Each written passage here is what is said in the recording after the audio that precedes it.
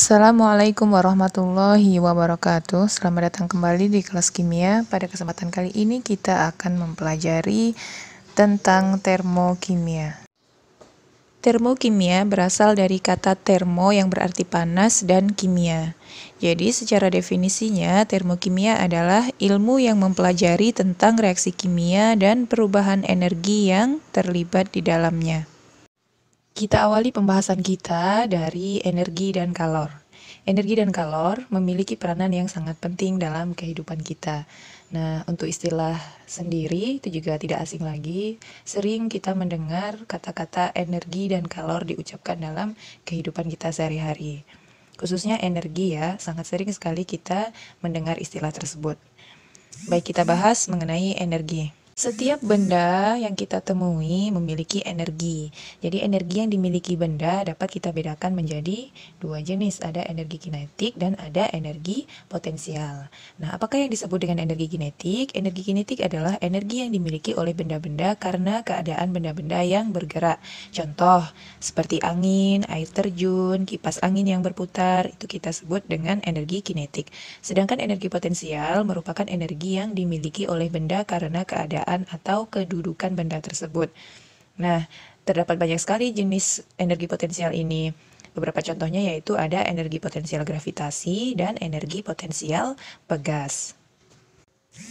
Jumlah energi yang dimiliki oleh suatu benda atau zat kita sebut dengan energi dalam atau internal energy yang dilambangkan dengan U. Nah, nilai energi dalam atau U ini tidak dapat diukur. Yang dapat kita ukur adalah perubahannya. Ini rumusnya ya. Delta U sama dengan U2 kurang U1. Jadi perubahan energi dalam itu adalah pengurangan antara energi dalam pada keadaan akhir dikurangi dengan energi dalam pada keadaan awal. Yang selanjutnya kalor. Kalor itu merupakan salah satu bentuk energi, kalor atau panas ya. Jadi satuan kalor itu adalah joule, bisa juga kalori atau kilokalori. Nah, konversinya 1 joule itu adalah 0,24 kalori. Jumlah kalori yang diserap atau dibebaskan oleh suatu zat dapat ditentukan melalui percobaan. Nah, ini rumusnya ya, rumus untuk menentukan kalor. Q sama dengan M kali C kali delta T, atau Q sama dengan C besar dikali dengan delta T.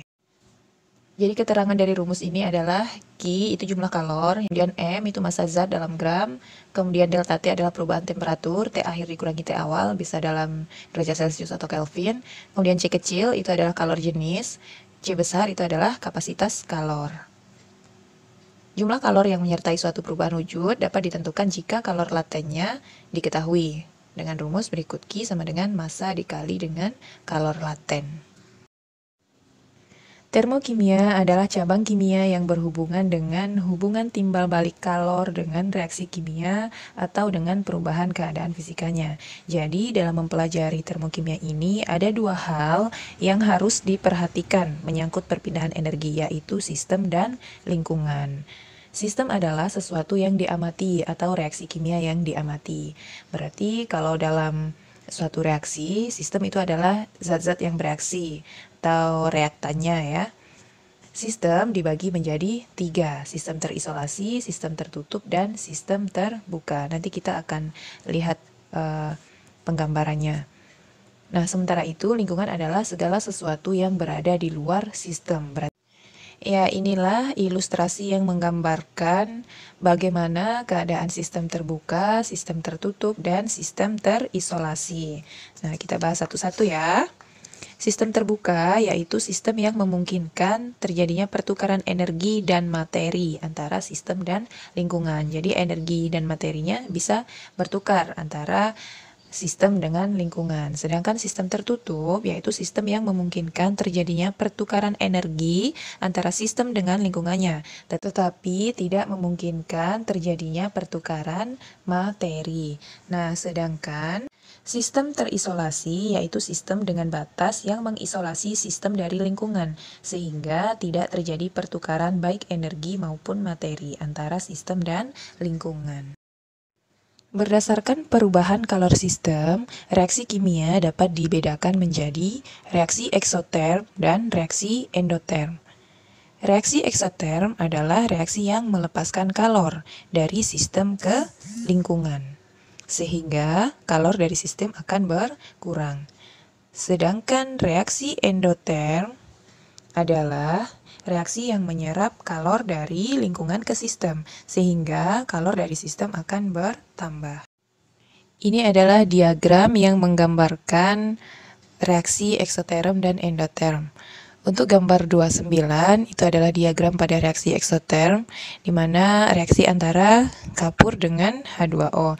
Nah, ketika kita menambahkan kapur ke dalam air, maka suhunya akan naik. Ini menunjukkan bahwasanya dari reaksi tersebut melepaskan kalor. Nah, reaksi seperti ini yang dinamakan dengan reaksi eksoterm. Sedangkan pada gambar 211, reaksi antara BaOH 2 kali 8H2O dicampurkan dengan NH4Cl. Pada saat bereaksi, temperatur larutan menjadi turun. Nah, setelah mencapai temperatur terendah, lama-kelamaan temperatur naik kembali sampai temperatur awal. Nah, penurunan temperatur pada saat NH4Cl bereaksi dengan BaOH 2 kali menunjukkan bahwa reaksi menyerap kalor. Reaksi seperti itu disebut dengan reaksi endoterm. Selanjutnya kita akan masuk pada pembahasan tentang entalpi atau yang dilambangkan dengan H dan perubahan entalpi atau delta H. Pada reaksi kimia terjadi penyerapan atau pelepasan panas atau kalor. Nah, jumlah dari seluruh kalor dalam suatu zat itu kita sebut dengan entalpi atau isi kalor yang dilambangkan dengan H.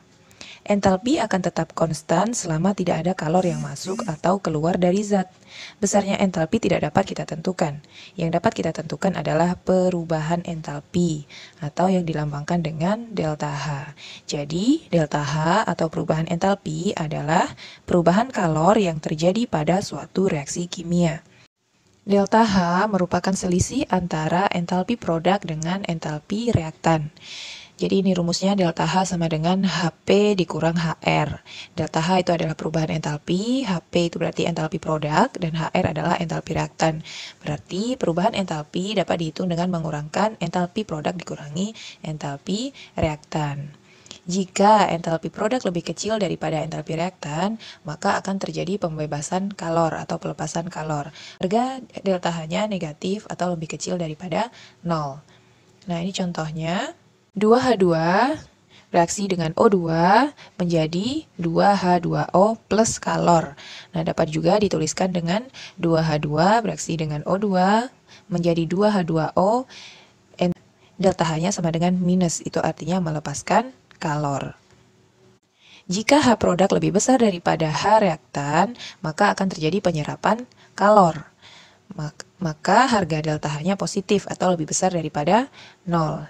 Dan ini contohnya, kebalikan dari reaksi yang di atas tadi ya, 2H2O menjadi 2H2 plus O2 min kalor. Atau dapat dituliskan dengan 2H2O menjadi 2H2 plus O2, delta H-nya bernilai positif. Nah, reaksi eksoterm dan reaksi endoterm dapat dinyatakan dengan diagram tingkat energi. Ini adalah diagram tingkat energi pada reaksi eksoterm dan reaksi endoterm. Pada reaksi eksoterm, nilai delta H-nya itu negatif. Karena H produk lebih kecil dari H reaktan.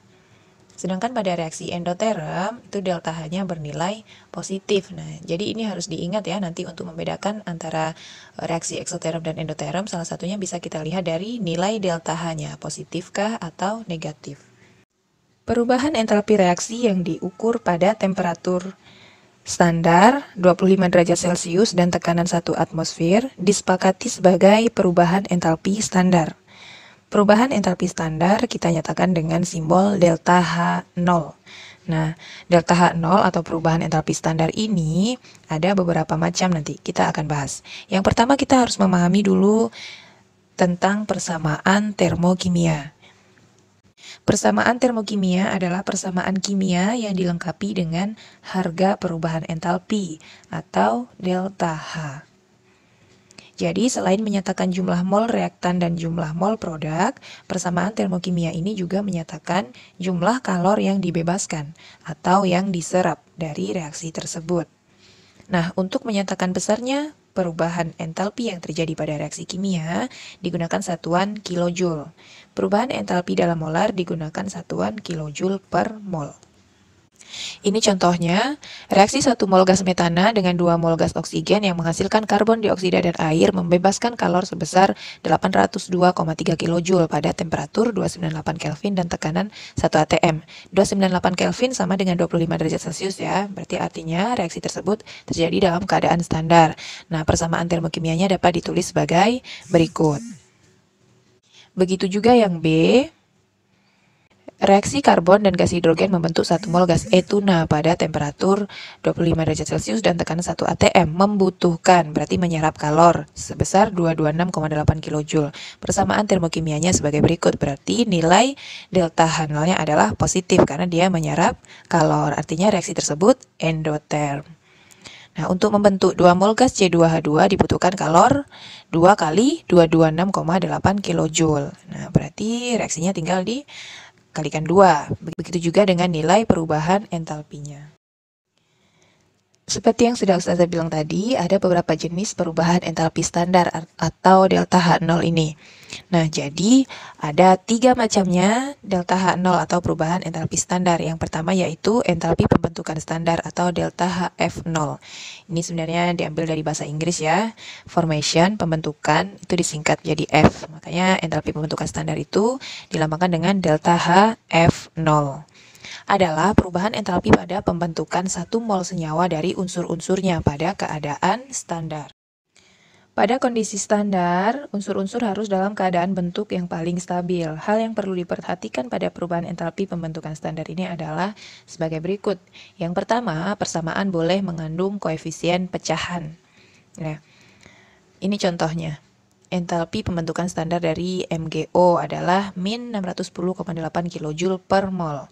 Berarti untuk membentuk 1 mol MgO ya, reaksinya seperti berikut.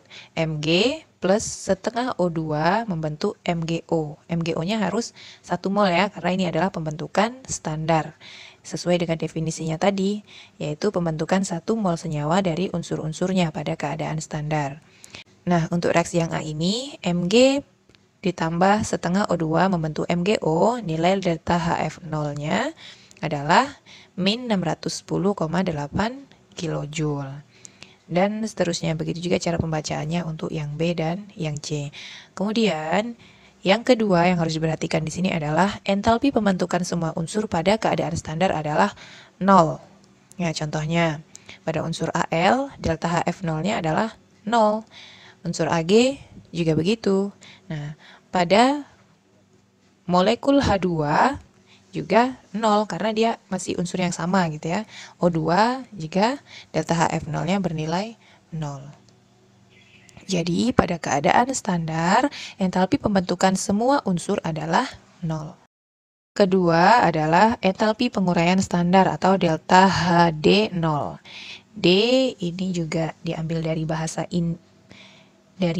Inggris, decomposition ya, jadi artinya penguraian.